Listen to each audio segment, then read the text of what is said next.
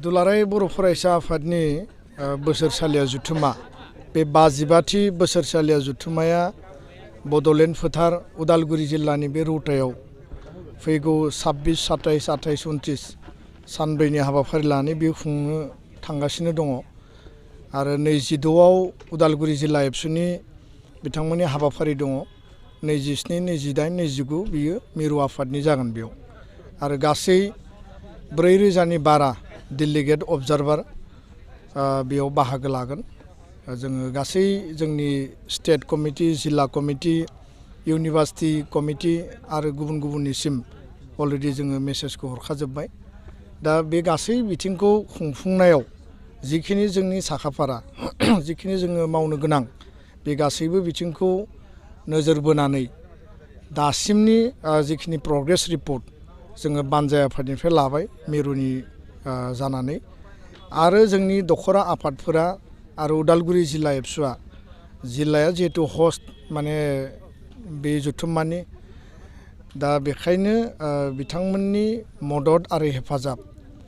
गासै जिखिनि आद्रा जानानै दङ खारन जिखिनि साक्सेस खालामनांगौनि टारगेटजों हाबा मावनांगौ बेयाव जोंनि हाबाफारिया सोलिबाय थादों किन्तु जोङो जेसेबां स्पिडआव आवगायनांगौमोन गोबां माखासे उसुबिदा थासारिनि थाखाय आरो बानजाय आफादा माने फाइनेन्सियेलि जथेस्थ' खस्थ' मोनदों जों खौरां लाबाय मेन पावारनिबो सम सम आंखाल जादों गुबुन गुबुन आफादफोरनि जुथुम्मा गेजेराव माने गोदान बोसोर थांबाय बिनि सिगाङाव जोंहा गोथार बरदिन थांबाय दा मागो दमासि बे फोरबोफोरनि थाखायबो जोङो मेन पावारखौ जेरैबायदि नांगौ बेबायदि सम बायदियै जों मोननो हायाखै नाथाय रायजो राजाया जथेस्थ' खस्थ' खालामनानै बेयाव श्रमदान खालामदों जोंनो फोथारखौ नारा आरो क्लिनलिनेस खालामनायनिफ्राय लानानै बिथांमोना जथेस्थ' खस्थ' खालामदों बिथांमोना जोङो औवा आरो गुबुन गुबुन जानाय लोंनाय जिखिनि जा जगार हरदों बानजाय आफादा बिहरनाय बायदि दा बेखायनो बे जुथुम्माया जोंनि थाखाय खोब ओंथि गोनां खोब गुरुत्तपुर्ण आरो बे जुथुम्माजों लोब्बा लाखिनानै एकर्ड पिस बर' पिस एकर्ड सेलेब्रेसनखौबो जों लाफादों 27 तारिखआव आरो जोंहा सोलोंथाइनि मोनसे गिदिर सेमिनार जागोन जेराव नेसनेल लेभेलनि आलासि फैगोन लोगोसेनो स्किल एन्टारप्रेनियरशिप आरो इमप्लयमेन्ट युथ एम्पावारमेन्टनि सायाव सेमिनार जागोन अपेन डिसकासन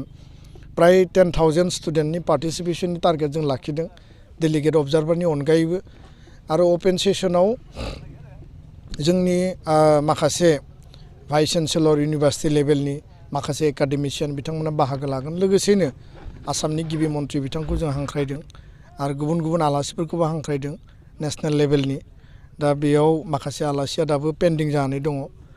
सानब्रै सानबासोनि गेजेराव जोंनि प्रग्रामा अलमस्ट फाइनाल जागोन दा खोब हपफुल जोङो जे बेयाव बर'